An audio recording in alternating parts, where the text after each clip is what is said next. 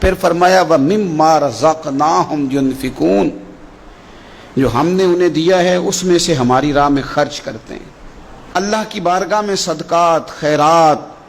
زکوٰۃ، ان کے ساتھ رب کا قرب حاصل کرتے ہیں۔ اللہ نے جو تقسیم رکھی ہے کہ بعض کو مالک امیر بنا دیتا ہے، بعض کو غریب بنا دیتا ہے، تو وہ پھر صدقات کو ٹیکس نہیں سمجھتے، وہ کسی کو دینے میں بوجھ محسوس نہیں کرتے، وہ سمجھتے ہیں یہ تو مالک کی تقسیم ہے، میرے اس نے ذمہ لگایا ہے، میں نے دینا ہے۔ وہ سمجھتے ہیں کہ اللہ تبارک و تعالیٰ نے فضل کے ساتھ میرے ذمہ لگایا تھا کہ میں جاؤں اور اللہ کے کچھ بندوں کو میں اللہ کے دیے ہوئے رزق سے دوں۔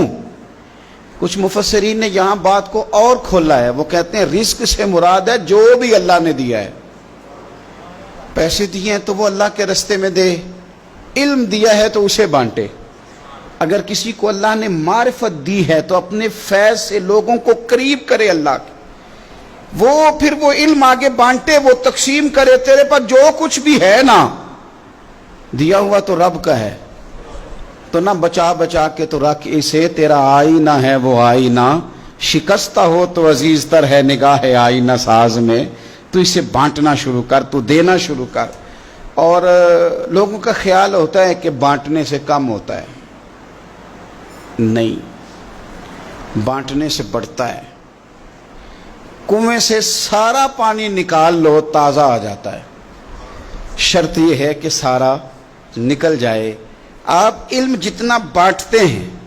اتنا یہ بڑھتا ہے۔ آپ جب بات کر رہے ہوتے ہیں، علم دے رہے ہوتے ہیں، تو وہ صرف دوسروں پر اثر تو نہیں کرتی، جب آپ بات کرتے ہیں تو آپ کی بات آپ پر بھی اثر کرتی، تو آپ کا علم بانٹنے سے مضبوط ہوتا ہے، وہ دینے سے بڑھ جاتا ہے۔ اس لیے حضرت مولا علی شیر خدا رضی اللہ تعالیٰ عنہ فرمایا کرتے تھے کہ علم مال سے بہتر ہے، مال کی حفاظت کرنی پڑتی ہے اور علم بندے کی حفاظت کرتا ہے، وہ اس کے گرد حصار بنا دیتا ہے۔ حفاظت جو اللہ نے تجھے دیا بانٹ اس کے رستے میں۔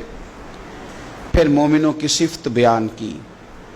ایک تو یؤمنون بالغیب، غیب پر ایمان رکھتے ہیں، وَيُقِيمُونَ الصَّلَاةَ، نماز قائم کرتے ہیں، وَمِمَّا رَزَقْنَاهُمْ يُنْفِقُونَ، جو ہم نے انہیں دیا ہے ہمارے راہ میں خرچ کرتے ہیں۔ اور پھر فرمایا وَالَّذِينَ يُؤْمِنُونَ بِمَا أُنزِلَ إِلَيْكَ، اور جو ہم نے آپ کی طرف نازل کیا حبیب، وہ اس پر ایمان لاتے ہیں،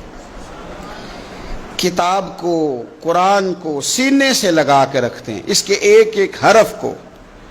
وہ اپنے لیے دستور حیات سمجھتے ہیں، ایمان لاتے ہیں پختہ۔ وما انزل من قبلک، اور اس پر بھی ایمان لاتے ہیں جو آپ سے پہلے نازل کیا گیا، آپ سے پہلے جو نازل کیا گیا اس پر بھی وہ ایمان لاتے ہیں، یعنی تورات ہے، زبور ہے، انجیل ہے، اگرچہ کتابیں بدل دی گئی ہیں پر اللہ کی کتابیں تو تھی، ان کے جو احکامات موجود تھے اس پر وہ ایمان لاتے ہیں، ایمان رکھتے ہیں۔ ایک بات اور بھی یہاں سے ختم نبوت کا مسئلہ بھی حل ہوتا ہے۔ کہا گیا ایمان دو چیزوں پہ ہے، والذین یؤمنون بما انزل الیک وما انزل من قبلک، ایک اس پر ایمان لاتے ہیں جو آپ پہ نازل ہوا، اور ایک اس پر جو آپ سے پہلے نازل ہوا۔ یہ نہیں فرمایا کہ آپ کے بعد بھی کچھ نازل ہوگا، پہلے نازل ہوا جو آپ پر نازل ہوا، آپ کے بعد کچھ بھی نازل نہیں ہوگا۔ بتا دیا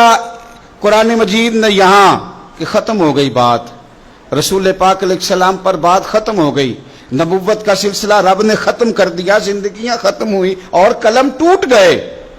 پر تیرے اوصاف کا ایک باب بھی پورا نہ ہوا، ختم کر دی بات، یہاں مالک نے ختم کر دی۔ اب یہ صفات جن لوگوں میں پائی جائیں کہ ایمان بالغیب بھی ہو، نماز کا قیام بھی ہو، اللہ کے رستے میں خرچ بھی ہو، جو پہلے نازل کیا گیا اس پر ایمان ہو، جو حضور پر نازل کیا گیا اس پر ایمان ہو، تو رب کیا فرماتا ہے؟ فرمایا اولئک علی ھدی من ربہم، یہی لوگ ہیں جو اپنے رب کی توفیق سے ہدایت پر ہیں، اللہ کی طرف سے ہدایت پر ہیں، واولئک ھم المفلحون، اور وہی لوگ ہیں جو دونوں جہانوں میں کامیاب ہونے والے ہیں۔ یہ کامیابی والے لوگ یہاں بھی اور وہاں بھی۔